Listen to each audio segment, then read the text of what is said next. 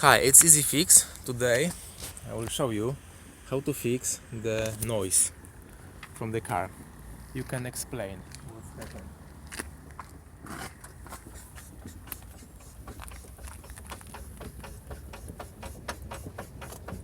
If you can hear, okay, so this sound which you heard before a while, it's happening when you drive on the holes on the road, and it doesn't come when you drive two wheels, but it always comes when you bump on the left wheel. So what I found today, here under the car, you go under the car, and next to the wheel, this sound was coming from here.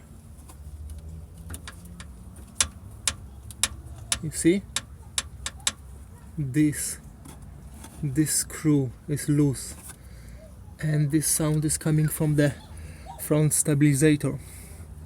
So it didn't come on the car check, on the roadworthy check, but the sound was very annoying and a bit weird.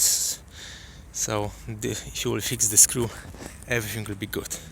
It just needs to be adjusted with the standard key. You can take any key here from box like this, probably 17 or 18, and it's supposed to be perfect. Have a great day.